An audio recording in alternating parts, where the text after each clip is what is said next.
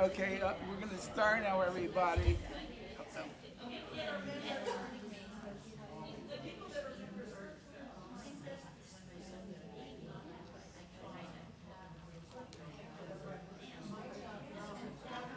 How does it start anyway? All right, everybody, we're going to start. The microphone doesn't seem to be working, but I can talk a little bit louder. So I want to welcome everybody tonight. And my name is Shmuel Schuster. My name's Shmuel Schuster. Welcome to the Friends of Liberty Republican Club, and a special welcome to the REC chairman, Kevin Neal, from whom we'll hear shortly. So first, we're going to do the Pledge of Allegiance. So please stand for that.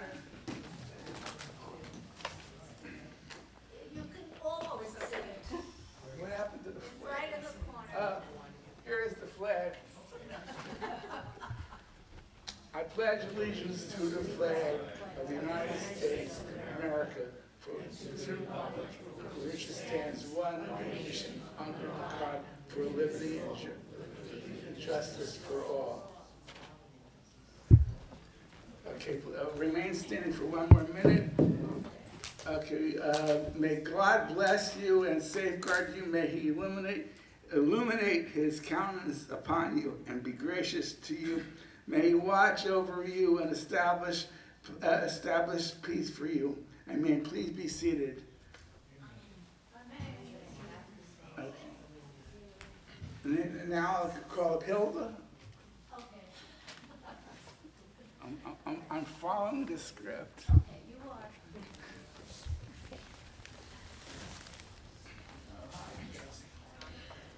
You may have noticed there's a dragon right over there. Did you see the dragon? It's a little one. It's very nice. That little dragon is a star in one of the books that our author, Amos Noel, who is here today to talk a little bit about his 70 books. But he's not talking about all of them. All will be here all night. So he's just going to introduce himself a little bit, and then we're going to hear from our chairman of the Palm Beach County Executive Committee, Republican, of course.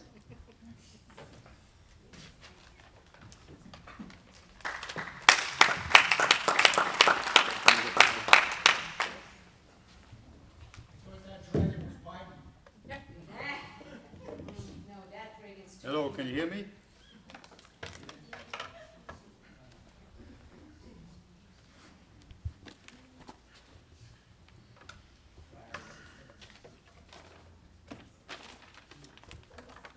First of all, I want to say, hello?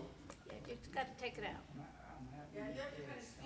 Hold it in your hand. Yeah, because I'm going to use my book, so I only have two hands. Anyway, first I want to say hello and thank you to Hilda for inviting me over here and talk about my books. And by the way, my books are not political at all. I personally am very politically. And also to Kevin Neal, because I'm taking some of his time, and he's more important right now, because we got to win the election. But one of the things that I told Hilda, which I will do, is donate 25% of the proceeds, so buy as many books as you want to Friends of Liberty over here, because they can use the money.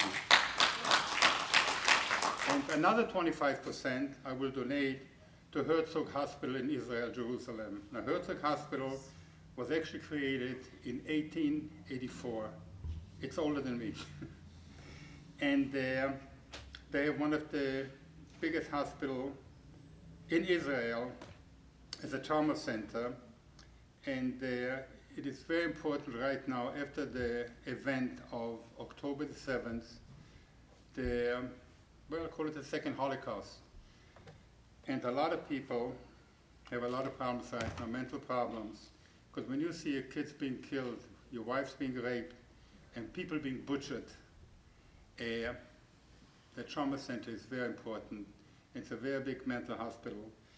Right now what they want to do is they want to add another 120 beds.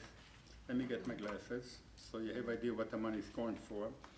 120 beds, new mental health center on its own building, 360 beds, extended care facility, new education and administrative center, a total with the beds they have right now of 1,200 beds. It's a very big project. And when I met the president of the hospital, Dr. Kane, I told him I'm going to, between now and the end of the year, to get him at least $1 million.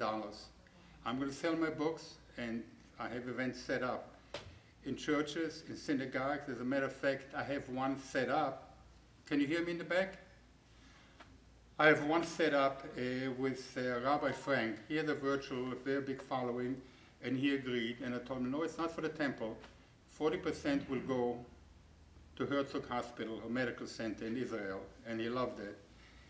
I've been also talking to some churches, and I was surprised, maybe I shouldn't be, how excited they were to be able to give the money to Israel and help because of everything you see what's going on. Now, as to my books, I have 70 books. I brought 3 books with me, and I'll give you a quick synopsis of each book. One of the books is Max and the Red-Headed Dragon. The message there is very simple. Don't judge people by the color, gender, lifestyle, or the way they look. Judge people only what's in the heart and mind. And it also has beautiful pictures there. I also have a dragon, and they also have posters. I'm not selling the dragon right now, I'm out of them. But the posters, if you want to buy with the book, you're welcome to do that. Another book that I have, one of 70, is called Mama, Why Am I Black? Actually in the book it says, the boy's 5 years old and he asks his mother, Mama, why am I black, not white like you? And the mother explains to him, Iskinder, you were created from the best of your mother and father. That's why, and the mother's from Eastern Europe, she has red hair and blue eyes, and the father is from Ethiopia, he's black. And the mother explains to him, Iskinder, you were created from the best of your mother and father. That's why you have such beautiful red hair and blue eyes like me. But most important, that's why you're so handsome and smart. There's nothing that you can't like about the book. That's one of the books. And they are, so far, without exception, I don't want to blow my own horn, but they has been tremendous. Then the other book, The Chubby Conqueror. This book is being made into a movie. They're working right now on the screenplay. We have in America an obesity epidemic. 250 million of us are overweight and obese. 25 million are our kids, and there's no end in sight. So the book, this doesn't have pictures like the other ones. It's 200 pages. The book is looking at obesity through a 12-year-old boy, and he's obese. One day he watches television, and he watches Mrs. Obama talk about obesity. She used to have a program called Let's Move. And she says on television that, from obesity you can die, get heart attack, high blood pressure, etc. And he didn't realize that he's obese because his father and mother are obese. He basically becomes the poster boy of obesity. And it's his trials and tribulation. He gets invited to the White House. As a matter of fact, I got Hollywood very upset a few weeks ago because I told Mary, who's handling it for me, I said, Mary, I want to do because they have a movie industry here in Florida. I want to do the movie here in Florida. And I'm not going to use Obama. And she said, why won't you? Everybody says, listen, I don't give a crap what color he is, nothing to do with it. But if we see what's happening here in America, it reminds me of, I could never understand as a young man, even as I'm getting older. I can't believe I'm 81 years old. I don't feel it. Even as a young man, I would wonder, how did the Nazis ever get into power? It doesn't make sense. But if you see what's happening today, piece by piece, we're following the same steps. And if the Democrats are going to win, we're going to lose. And at the end, they're going to lose news anyway. Sadly, we don't learn from history. And if we don't learn from history, it will repeat itself again. So now more than ever, it is so important that we win the election. Right now I'm also, so I know the movie is going to be a hit, because all of us, including myself, I just lost 20 pounds and I keep on going, we can relate to it. I believe that movie is going to be like in 1976, Rocky, you all know the movie, a nobody who becomes a somebody. That's what happens to Billy, our character in the book. Those are the 3 books, and if you want to ask me any questions, please do, because Kevin is a little bigger than me, which I find hard to believe, and he can talk about all the politics. Any questions, anybody? Okay, we will finish. Welcome to come in the back. I'll sign the book personally, and you can buy any one or as many so I can donate more money. Thank you, and Kevin, it's your show. Thank you. Thank you. Well done. Buy, and buy. These are children's books. Isn't that amazing? With a story.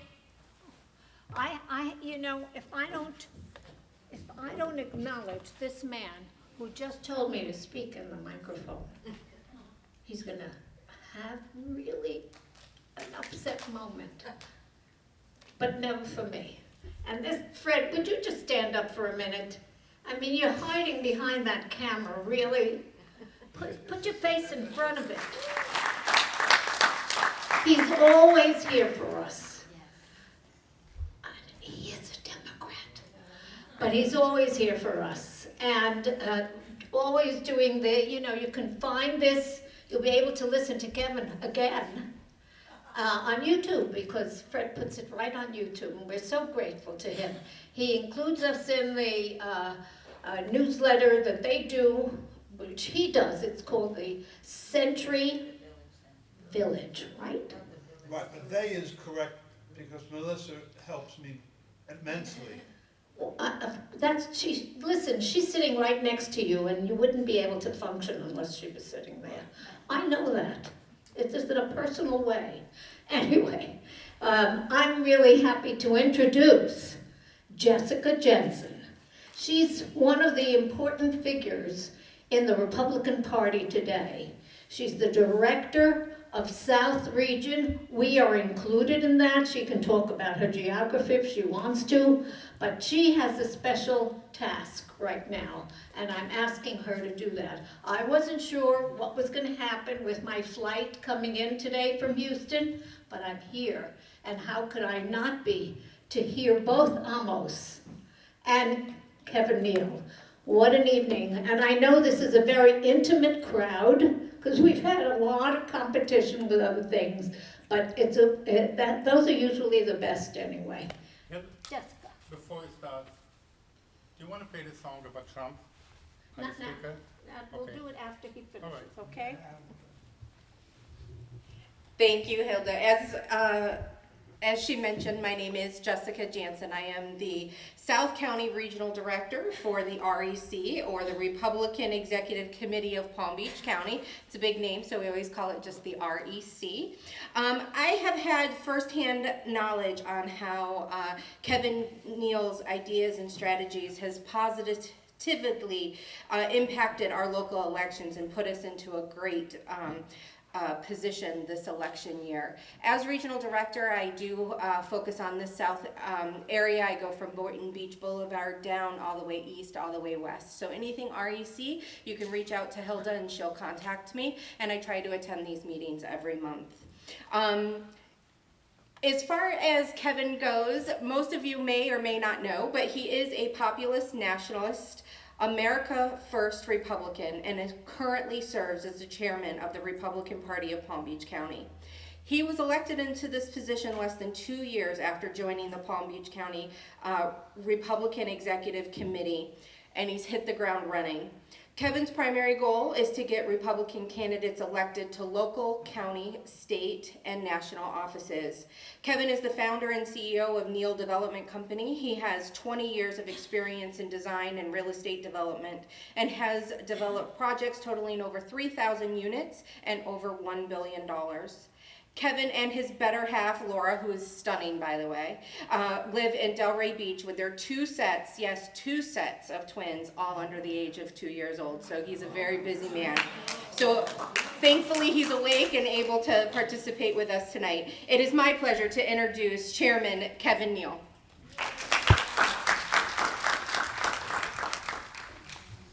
Thank you, Jessica. And thank you, Hilda, for having me back. This is my second time at Friends of Liberty. It's great to be back here. But not the last. I'd love to come back again. So I want to talk a little bit first about our municipal elections that we just had, which went very well for our party as a whole. We won 13 out of 23 races countywide. We had 30 candidates running, 30 Republican candidates running in 26 different races. We won 56%. We have 3 runoffs right now, 2 in Wellington, where we have a Republican candidate in each one, and 1 in Pahokee, where one of our REC members, who's also a Republican candidate and an incumbent commissioner there, is running as well. So we're still working on those. So the elections are ongoing, and those runoffs are on April 2nd, so next Tuesday. And so some of our victories that we had on the 19th were Tom Carney for Delray Beach Mayor, which was a big one for us. Michael Napoleon in Wellington for Mayor, Peggy Wheeler, Juneau Beach Mayor, Michael Brown, Hypoluxo Mayor, Rick Sartori in Tequesta for the Commission, Bridget Moran in Palm Beach, Orlando Poyol in North Palm Beach, Anita Kane and Phyllis Maniglia in Loxahatchee Groves, Mimi May in Lake Worth Beach, which is a tough place to win as a Republican, Jeff Pugh, Anar Ayala, and David Hutchins in Ocean Ridge. And so I want to get back to our Tom Carney's victory. So in Delray, actually, we got a Republican elected mayor in Delray, which is over 40% registered Democrats there. And also there were 3 seats that were up for election in Delray. We had 1 Republican run who ran a great campaign, but she did not win. But one of the other seats was actually won by an NPA, an independent. So, and I actually live in Delray, and since I've lived there, and I've lived there about 8 years, there have only been Democrats on the commission for 5 commission seats that whole time, and there hasn't been a Republican on the commission since Tom Carney was on the commission in 2013, and he was mayor for a brief period there. And to get him reelected, we worked very, very hard in this campaign, and it's a win that the Republican Party of Florida has been touting and has gotten statewide recognition, because this is one of the seats that the Democrats were targeting in their Take Back Local campaign. There were about 7 or 8 seats statewide, and this is one where his opponent, Ryan Boylston, was the vice mayor who was running for mayor, and Tom defeated him, and we were able to turn out about a disproportionate amount of Republican voters in Delray. There were about 28% registered Republican voters, and we turned out about 38% of the voters that voted were Republican. And Tom won by 13 points, quite a bit. We were helped partially by, there was a third candidate in the race who was also a Democrat, who got about 10% of the vote. But we were able to really get out the vote for Tom and push him over the top. And some of these other candidates as well. I want to point out that in these races, we tried to focus on all 3 phases of voting, which these days are vote by mail, early voting. They had early voting in the municipals this year due to the presidential preference primary. They had about 10 days of early voting, and then election day voting. And actually countywide, due to the very strong support for President Trump, we beat the Democrats countywide in all 3 phases of voting. And we beat them by about 10,000 votes in vote by mail, which is very unusual. Now, in the municipalities that we were tracking where we had candidates, we in general were behind them in vote by mail. We were not by a lot, but a little. So I think a lot of folks in areas where there were not municipal races still came out and voted for President Trump, whereas the Democrats in those areas didn't have a reason to vote because there was no Democrat presidential primary, and they didn't have a local candidate to vote for. So we won in those areas, but in the areas where we had candidates like Delray and Boca and Wellington, et cetera, we were a little bit behind in vote by mail, not a lot. We were down in Delray by about 1,000 votes in vote by mail, and I think in Boca by about 400 maybe, which is not, obviously was not insurmountable. Tom Kearney was able to overcome that. As in early voting, we beat the Democrats about 3-1 in early voting, which was great, and then we beat them on election day by a similar margin. But what I want to really point out as important here is we need all voters to request a vote by mail ballot, because we actually, in this election, we had a better return rate of vote by mail ballots than the Democrats. We got our voters to return about 65% of their vote by mail ballots, and the Democrats only returned about 45% of theirs. But they requested a lot more ballots than we did. So the problem is, if we don't request vote by mail ballots, we can't get them returned. And so I know, and I feel this way too, as a Republican, I wish they would abolish vote by mail, but the problem is that it's legal, it's part of the voting process, and it's the sort of thing where if you can't beat them, join them. So, and I look back at the data on this, in 2020, President Trump lost through the mail-in in Palm Beach County by 150,000 votes. I mean, and it was 100,000 in 2022 that our candidates, including Governor DeSantis, were behind the Democrats through the mail. I mean, those are, DeSantis came back and got about 51% of the vote. President Trump got 43% of the vote in the county in 2020. I mean, 150,000 votes is an insurmountable advantage. And so what we have to do is not let the Democrats beat us before our voters even go to the polls. And that's why this is so critical.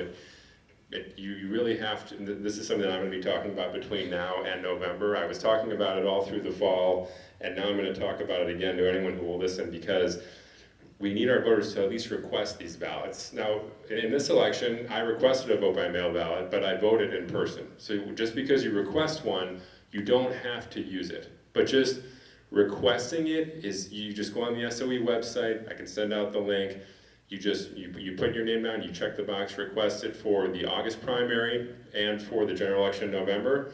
They'll send it to you in the mail.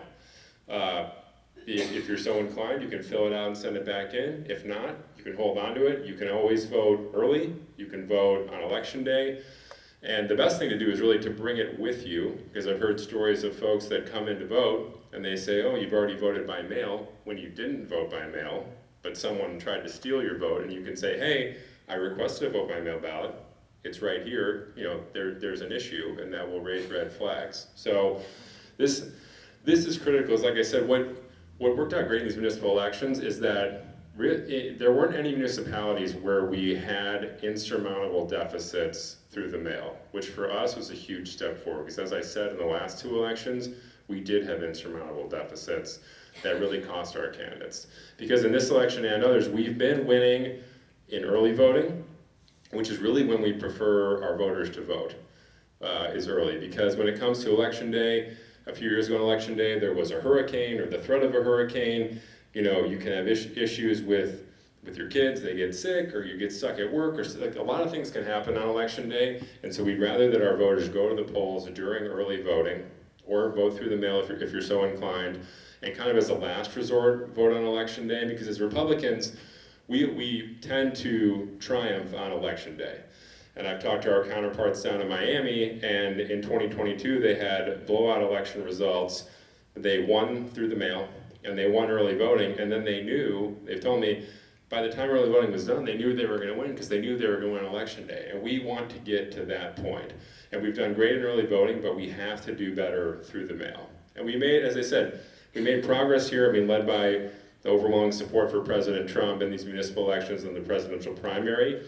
We did win the vote by mail, but it was definitely skewed because the Democrats didn't have a presidential preference primary. But as I said, in these local elections, we competed with them, which was good, but we have to really keep pushing. And we were helped by the fact that Governor DeSantis has passed legislation where at the beginning of this year, all the vote by mail requests reset. So before it would go on in perpetuity. Now, every 2 years, you have to request again. On January 1st, all the requests go back to 0, which really helped us because the Democrats had requested about 200 and some thousand vote by mail ballots that all went away. And now everyone had to re-request again, which really favored us because they weren't able to request as many as they had before, and we were able to kind of catch up. But we've got to keep doing that as we move forward. As I said, we have goals moving forward in these elections where we have local candidates that we want to support here. We have candidates running for, locally here, we have state rep with Peggy Gossett-Seidman running for re-election and Bill Reicherter running just up the road. We have John Fisher running for county commission. School board, we have Mike Letsky and Suzanne Page. Sheriff, countywide, we have Mike Gauger and Lauro Diaz. We have a state's attorney candidate, Forrest Freeman, who lives here in Boca. And then we have 7 candidates, including one here tonight who's running for District 23, a congressional seat against Jared Moskowitz. And there will be a primary for that. And so we need to work to support all these candidates and also to support President Trump. As I said, President Trump only got 43% of the vote in 2020 here in Palm Beach County. And we feel he can get over 50% this time. In 2022, Governor DeSantis got 51% and Marco Rubio got almost 50%. So the trend is in our favor. The supervisor election has cleaned up the voter rolls recently, which cut the Democrats' registered voter advantage in the county from over 100,000 voters to about 50,000 voters, which is significant. And we picked up, percentage-wise, we went from about 29% registered Republicans to over 31%. So the numbers continue to climb in our favor. Statewide, we are rapidly tracking towards a million registered voter advantage over the Democrats statewide. It's over 850,000 now and has been going up about 50,000 voters a month for about a year.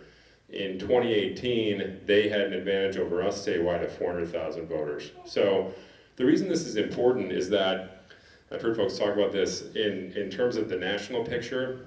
In 2020, President Trump won Florida by only about 3.5%. A lot of folks think it was closer to 8%, which is a whole other topic that we could get into. But why it's so important, I think he could win the state by 10%.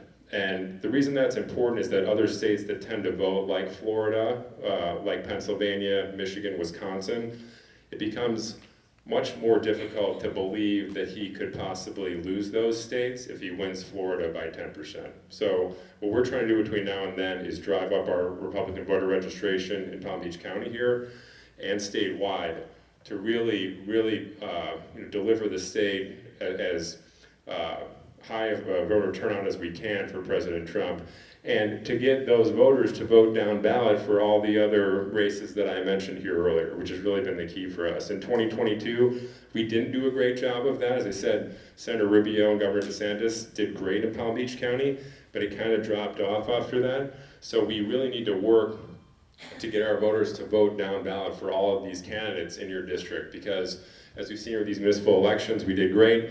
And politics is local, and these local officials are critical. We have a majority on the county commission here, and a number of mayorships and city council seats that we occupy. And Peggy Gossett-Seidman was a seat that we flipped last time, and we want to defend that and hopefully flip a few more state rep seats.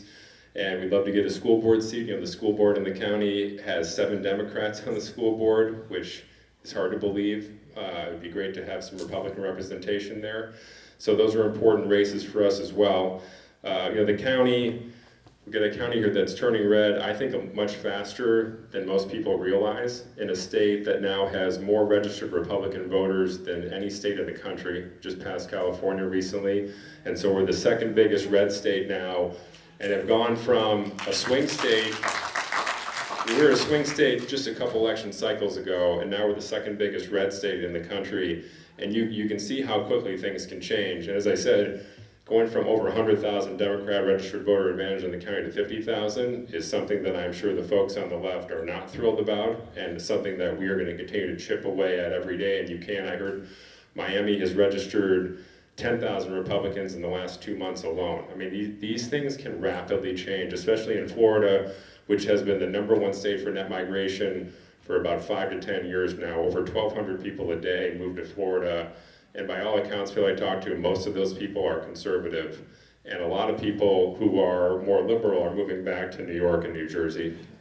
And even folks that are moving here, I heard Ben Shapiro speak at a RPOF meeting I was at in the fall, and he lives down here in our area, and said that he and 19 members of his family moved here from California just after 2020, and that at their, what do you say, the number of, since then until now, the number of families at his synagogue have doubled since then.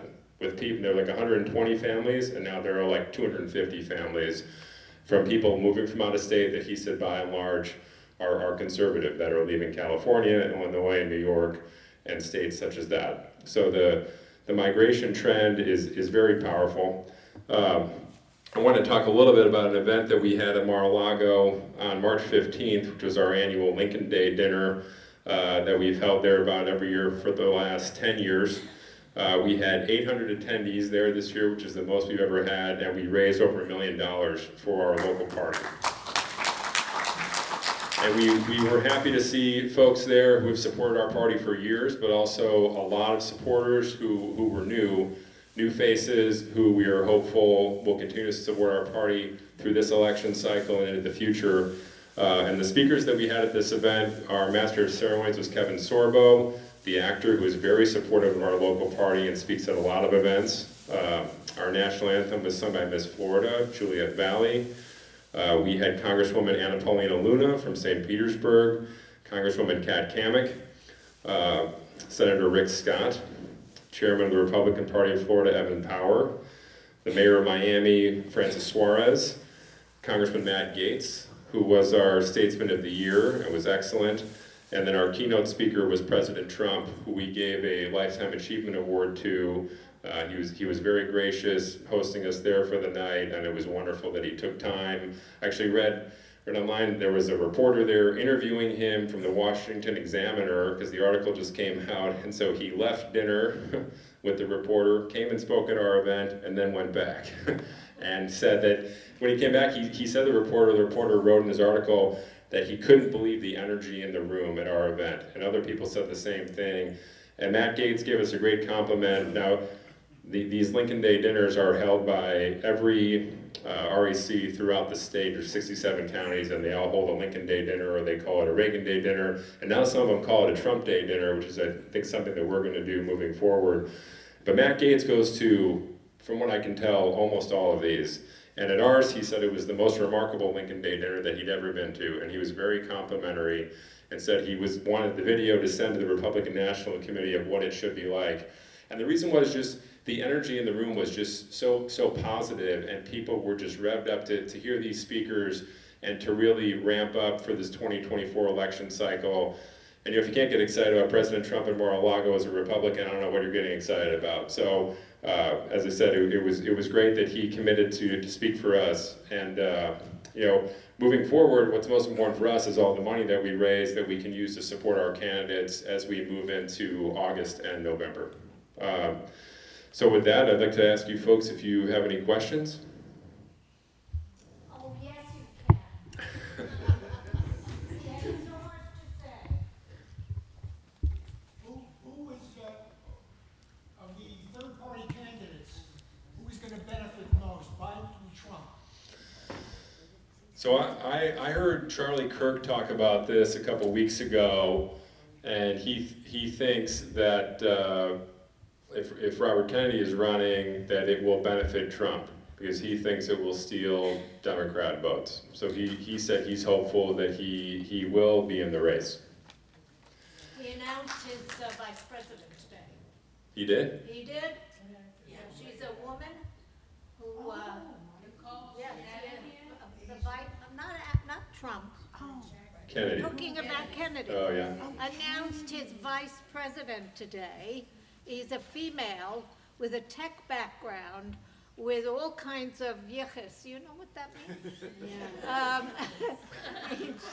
History lot of of the things that Democrats. she can do. She's a scientist, she's a tech wizard, and made lots of money, and was always donating to the Democratic Party, by the way. And now she's the vice president designee of the, I don't know what they're calling themselves. I don't either. The out,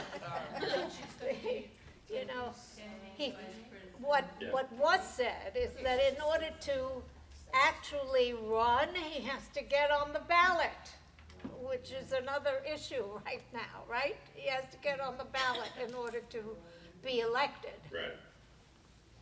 Yes. So, in the last cycle, when Joe Budd ran for Congress, he won our area, went for him. The only problem, the reason he lost was because of the Broward County part of District 23. So we would like to get a Republican congressman elected. So somehow we have to bring up the Broward County crowd to vote.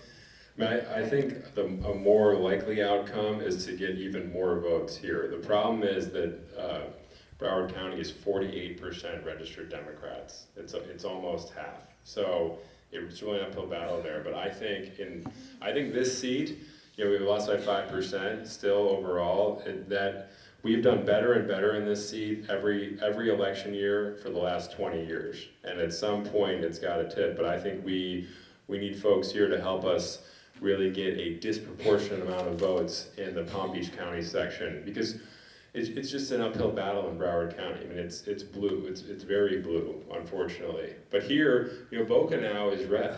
Boca's 37% Republicans now. It's a Republican majority. I'm not sure why people keep voting for Andy Thompson, but they do. But it is mostly Republicans here. So, and that's an uptick of about, I think 4 or 5% even since then, and I see it ticking up a little bit more by the time we get to November. So we should do even better, just statistic-wise, we should do even better this time in the Palm Beach region there, and hopefully cut that down even more. And hopefully win. I will. Great. Yes. My name is Roy Ramolis, and I have a question about, we're organizing to, like, everybody's gonna go to people in their building, to the Republicans. I don't think we got the guts to go to the Democrats, but we're gonna go to the Republicans and the non-committed and talk to them, like, knock on doors and call and stuff. When's the best time to start? Like now, you think there's enough, is it too early to start now? Look, if you would go now to Republicans and independents or non-party affiliates, and like I said, if you can start the conversation with them by getting them to request a mail-in ballot, because it's something you can do at any time, and we definitely need that. And I think, like you said, I mean, our strategy in these municipal elections was to try to get our base of Republican voters out to vote. And now I think in the general election, we need a base of Republicans and NPAs and independents to vote, because we don't have a majority without the NPAs.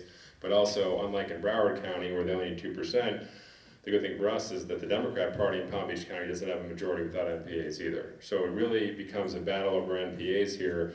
So if you would go to your friends and family and neighbors, tell them to request vote by mail ballots if they're not a Democrat, and definitely start the conversation with them. I mean, these campaigns that I mentioned here, these candidates have been working on these campaigns already for months. I mean, we're in the thick of it here, and these constitutional races, for sheriff and state's attorney. State's attorney is a office that we think we can win.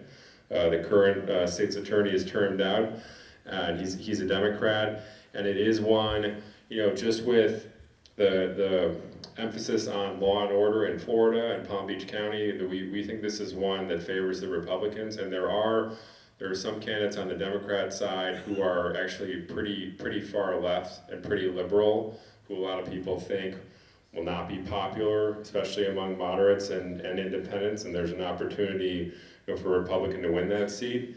And we've got some great candidates running for sheriff too, to unseat Rick Bradshaw, and those races are in August, the constitutional races. So that's coming up.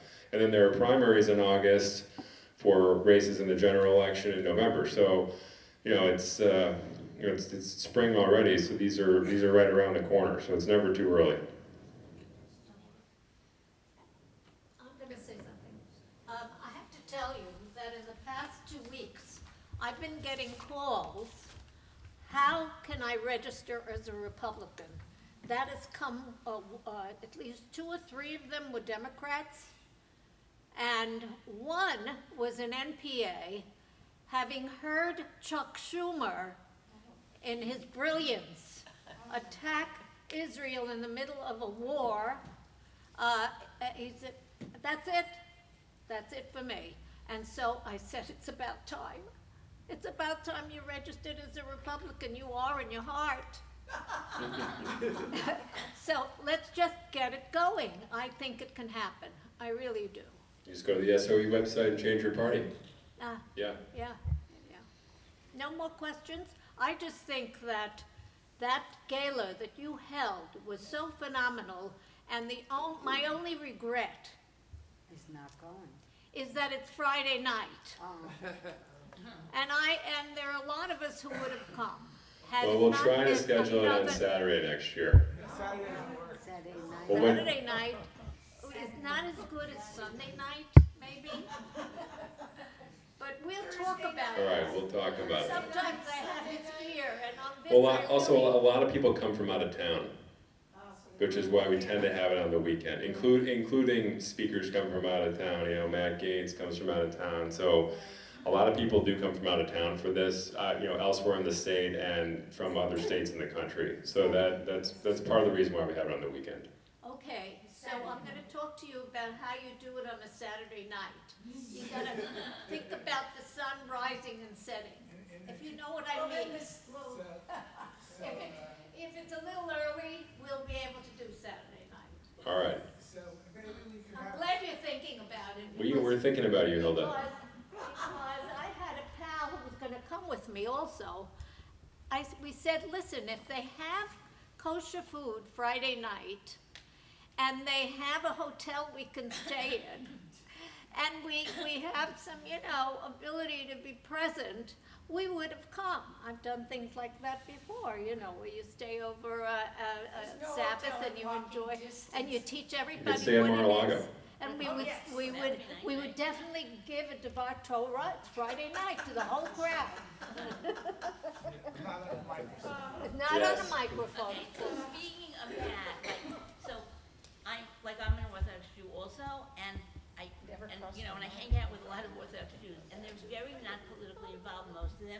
You're an exception, Russell over there is an exception, but I find, and Shmuel, but I find that most Orthodox Jews are not politically involved at all. And they really, especially now with Israel, as it is, most of them are not Democrats. But now, forget it, now they want Trump. But how do you can you go, can we go into Chabad and give talks, or you can't really do it because it crosses over right into politics? You and I are gonna have a discussion on how to do Yeah, we'll it. have to figure this out. Not to worry about Because, it. the Chabad, We'll they have we'll so get many access people. to All right. different places. I think Hilda will figure it out. Yeah. Yeah. So Joe's here, maybe we should let Joe, he's running for Congress in our district, so maybe. It's up to Hilda here. Yeah, it is up to me, right. All right. Okay. Thank you, folks. So, we have one more question, sir? In the back? Get Trump to come here, tell him we have good cookies. All right. We'll tell him. All right, thank you. We are so lucky to have this man as the head of our party now in Palm Beach County, because he's got the right vision about how you proceed, and the fact that he's a young voice, relatively speaking. I mean, Right. how many of our old timers have two sets of twins that he has to be up for at night? He's still a dad.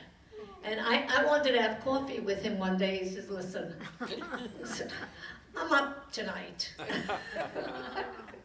And I understand that and remember it well. I'm glad right now I'm a great-grandma. So that I don't have to do that anymore. Although I had opportunities to babysit for my great-grandchildren this weekend, I was in Houston. Let me say this about Kevin Neal. it's a hard job being a leader. It's a very difficult one, especially when you are thinking differently than perhaps has been thought before. You know, you always try everything you can to succeed, and what is the mission? Well, and I've got this Democrat taping everything he said as a strategy. I think that's marvelous. Everyone's going to listen to it on YouTube, and I think that's okay. You know, they should know that we're not weak. We're strong now, and we have a mission. And we, in terms of what's going on in Washington, when a vice president threatens a country that happens to be a democracy and tells them that they're going to have re-elections or else, can you imagine that? Can you just imagine that? And as I said, I had a friend of mine who said, I'm done. I said, I'm bringing the form over right now. This is what we have to do, and I think people are beginning to understand what is really going on. I sat with my two young grandchildren over dinner yesterday. They were clueless about what they needed to understand and know. And I said, well, what about the gas you're paying right now? Yeah, it's twice as much as it was last a couple of years ago. And we went through a litany of all of the things that were different. And this is a young couple that just met one of my 3 grandsons that got married last year. 3 weddings in 1 year from the same family. Anyway, I think we have a message, a very strong one right now. Am I right, Fred? Yes. Okay. I need to know what he thinks. We have lots of conversations, by the way. I don't agree with everything, but then he doesn't agree with everything I'm saying. And so we have a job to do, and everyone in this room, the fact that you are here, you have to commit to help us. We really need to do a job. One of the goals and aims that we are trying to accomplish is to have a leader in every building go around now for John Fisher's petitions, but more than that, encourage them, as Kevin said, have you requested a vote by mail? We have a double mission when we do that.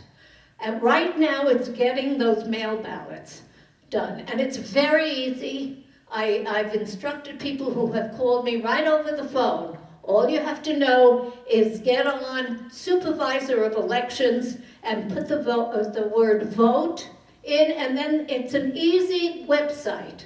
If you have a problem, you'll call me. I'll show you how to do it. It's not a problem.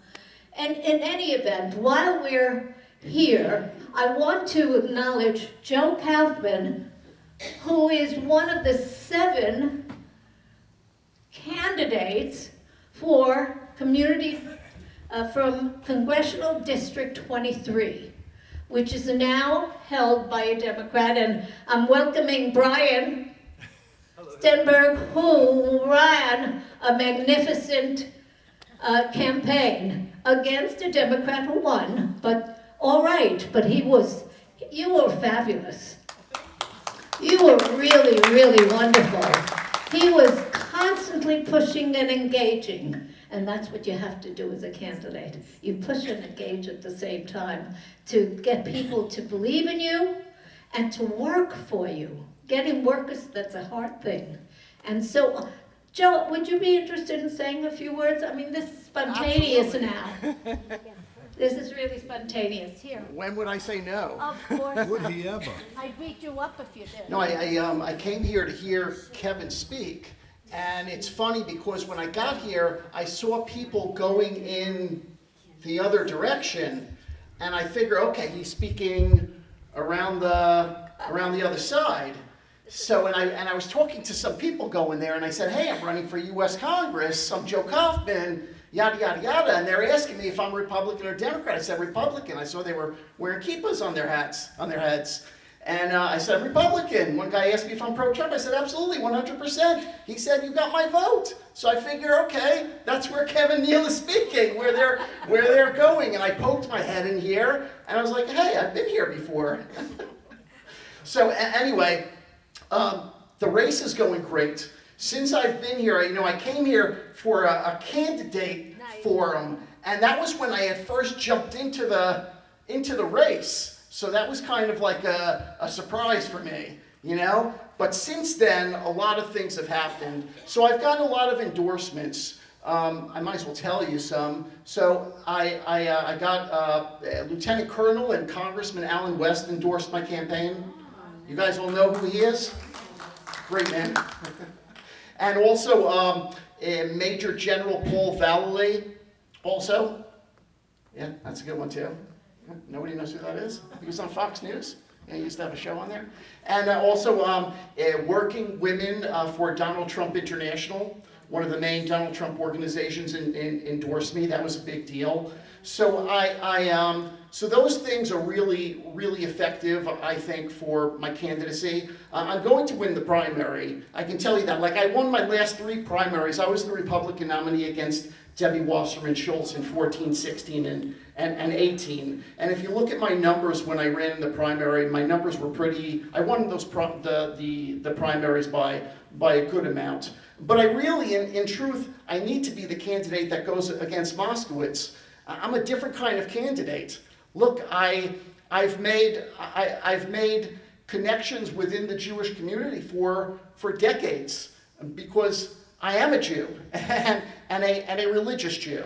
And my wife and daughter and I, and while we're not walking to synagogue, we are hopping because my wife's rabbi gave the okay from Chabad.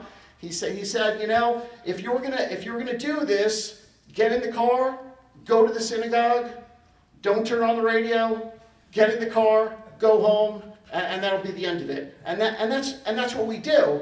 But in truth, we've been making these relationships for decades, so that when I announced that I was running for U.S. Congress again, every single synagogue, literally every single synagogue that we have gone for Shabbat, the rabbi has gotten up to the podium, announced that I'm there. One even said, this is our friend and we love him and I support him. And even more than that from some places. Don't mention the synagogue, though. It's being taped. I'm not going to mention the synagogue here. And everyone has allowed me to speak. So you mentioned, like, can you do political stuff in the synagogue? Not really, but they're allowing me to say a few words, maybe not political. Like, I do counterterrorism research, writing, and lectures. That's what I do for a living. So I was the guy that got that Coral Springs pro-Hamas conference shut down. Good for you. Thanks. In fact, right after that, I was working with the Middle East Forum to get a CARE conference, the Council on American Islamic Relations, that group, the Hamas group. We were working on getting a CARE conference shut down. And while we didn't get the conference shut down, we got one of the squad members, one of the most anti-Israel squad members, Summer Lee, to cancel her speech at that CARE conference, which I'll tell you was a big deal because CARE for Summer Lee and the squad, that's their biggest friend. The Hamas groups are the squad's biggest friend because they're the anti-Israel group. And so this, getting her to cancel her speech, actually created friction between her and the squad and the radical Muslim community, which was a big deal. So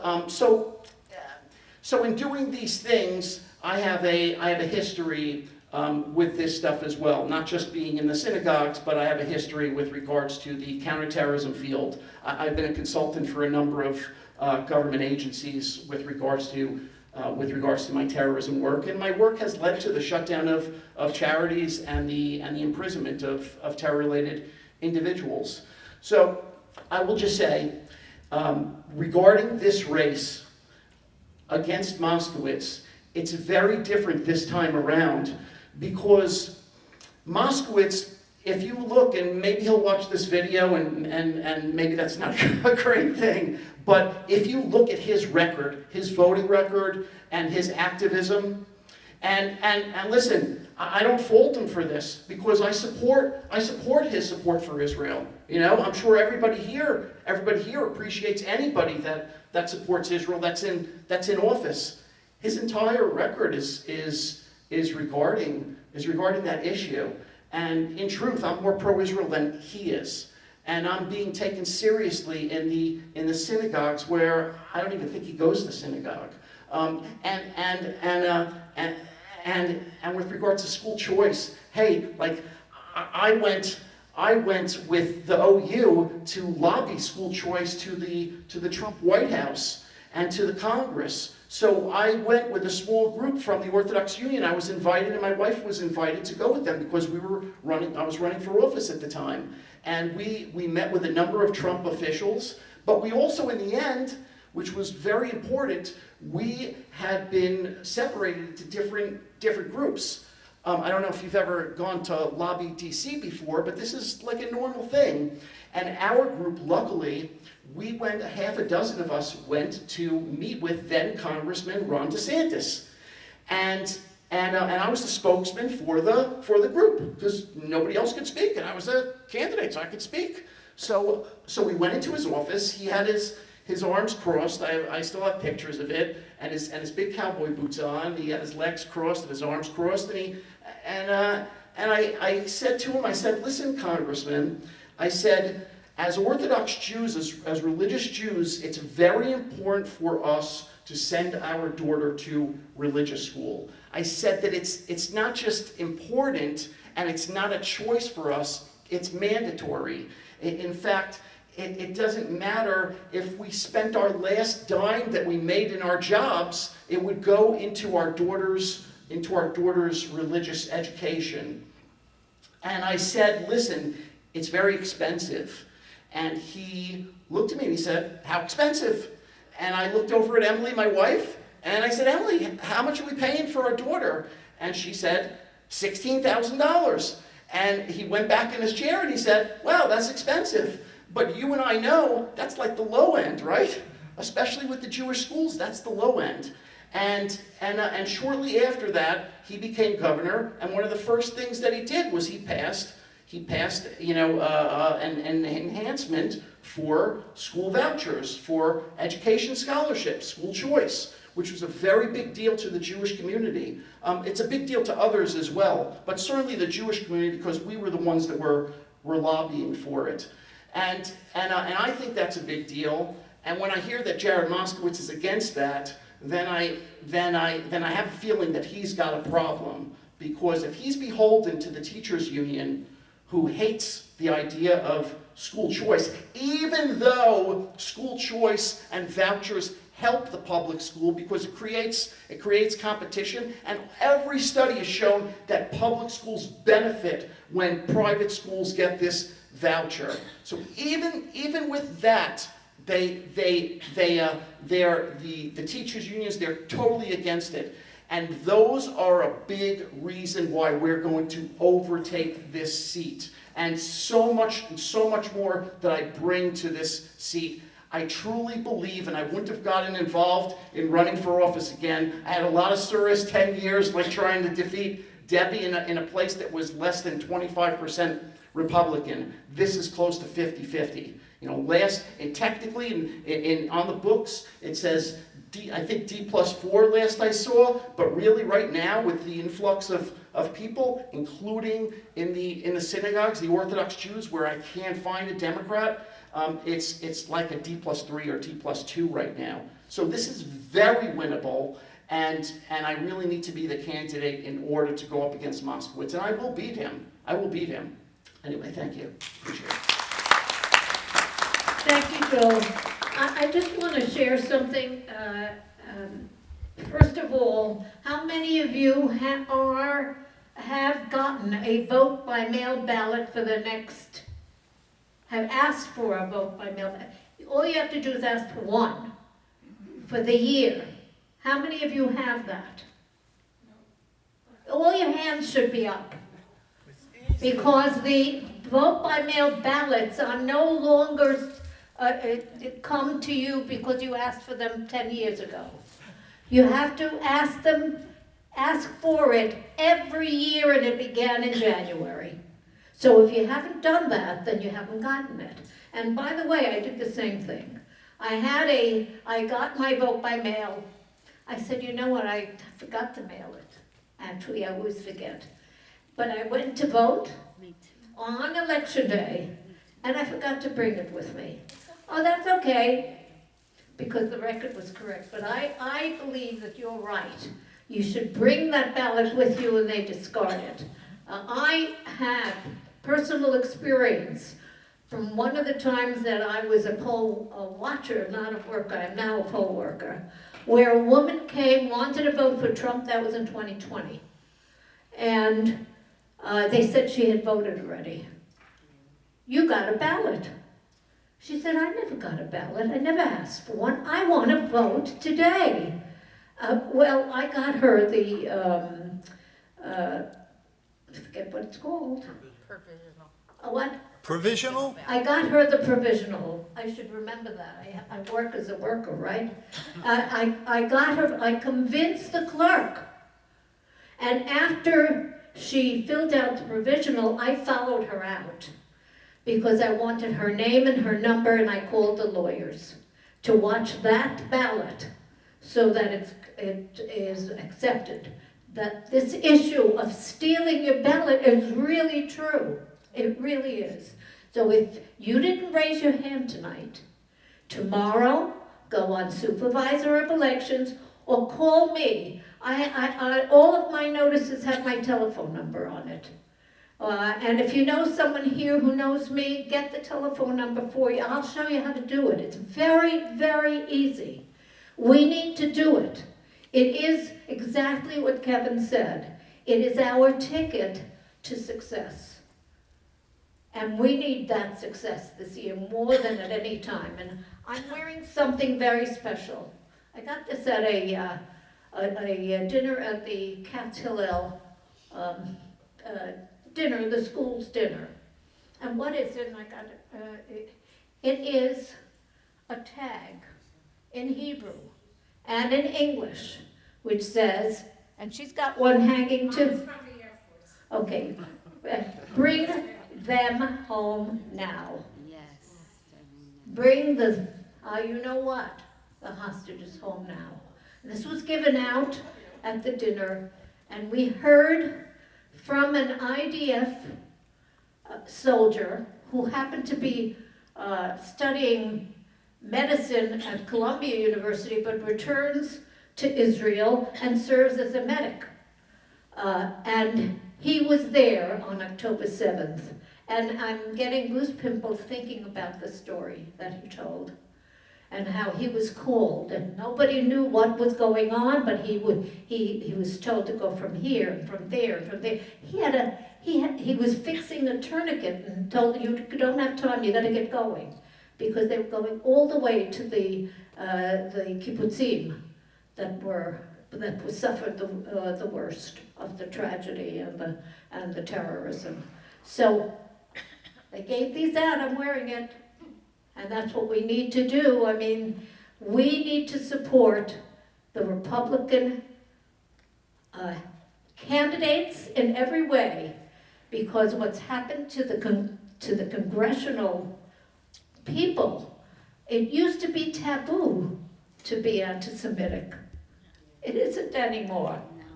It isn't anymore. You could be as loud as you like. And it's being carried forward in colleges and everywhere else.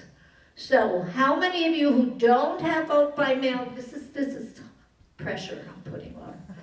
Raise your hand if you're gonna get one. Come on, come on. Okay, great. We need to do that. And if you will volunteer to help us so that we can really win and go from door to door in every building that we have, we're collecting signatures for John Fisher. And at the same time, we want everyone to know about vote by mail. There are those little cards. Can we give those to everybody? It's right? Okay, so thank you, everyone. Join our club, that's even better for now, but not better than anything else that we're doing, which is winning. Larry joined tonight. Larry joined tonight. Thank you, Larry. See? Thank you. Very, very good. It's only $20, and we feed you when you come. We're in a synagogue. That's what we do, you know? We feed people when you come. Thank you all for coming. Thank you, Kevin. Thank you, Joe. Thank you. And Amos is ready to sign, to sell some books. Before I do, let him listen to the song about Oh, he has a song. Could you sit down for a minute, Marsha? Just a minute. He's got a Trump song he wrote. Oh, he wrote it? He wrote a Trump song. Oh, and that. Let me tell you this song. I have over 101,000 views on YouTube. It would have been more, but they took me off.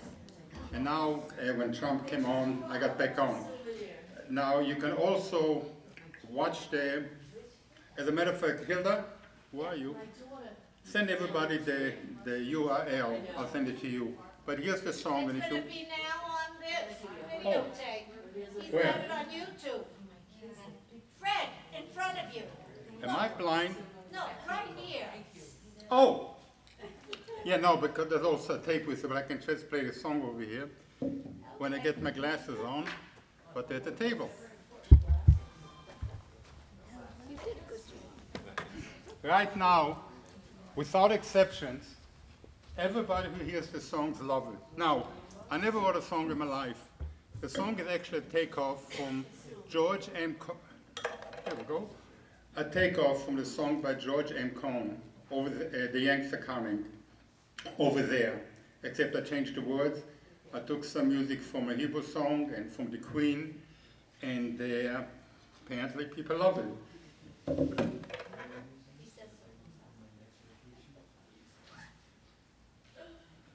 Give me 1 second.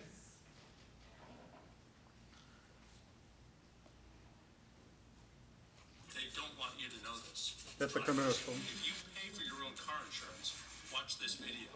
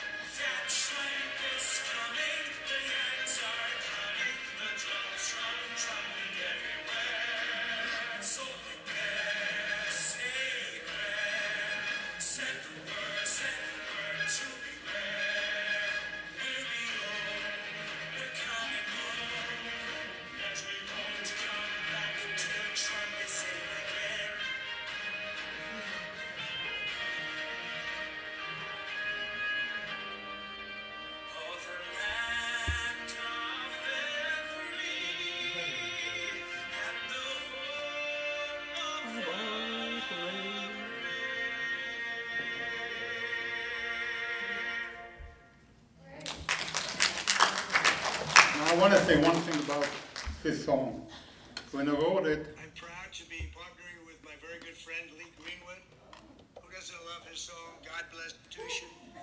which no, I'm he's finding not for talking about every my single song, day very but when I'm going to get done, he's going to play the song. Americans protected also And the Kevin's going to help me get it in there. Right, Kevin? Pledge of Allegiance. All of us. Well, he's going to try.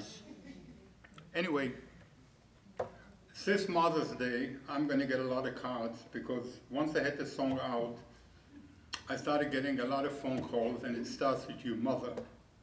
So I assume a lot of people who don't like the song are all Democrats. But so far, without exception, unless there's some exceptions over here, and I was watching you, you went with the beat. In the background, you went with the beat. Few people over here. And you watched that song being very popular. And I own the copyrights, by the way. And I'm not charging anybody money for it. It's my gift to America and to Donald Trump. Because songs help win elections. And thank you. I rest my case, Your Honor. Go sell some books. Huh? Go sell some books. Yep. So it's going to help Herzog. Everyone who buys a book will help Herzog Hospital, and more important, you will become part of it. Now let me go over there. Thank you, Hilda. You're welcome. I'm going to shut the mic off.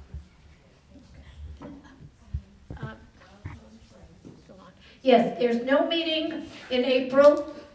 Easter begins March 31st. Passover is April 22nd, so there's just too much going on, and I have my family coming for Passover. It means I have to cook. Anyway, you'll get notices about May, and if we don't have your email, you're not getting our mail. So please make sure you signed in with your email and phone number. You may even get a call from me, which is something I do every once in a while. I even talk to Fred on the phone. Right? Absolutely. Kevin, thank you. What a brilliant leader you are. Thank you so much for coming tonight and giving us this it's really a pep talk. Thank you.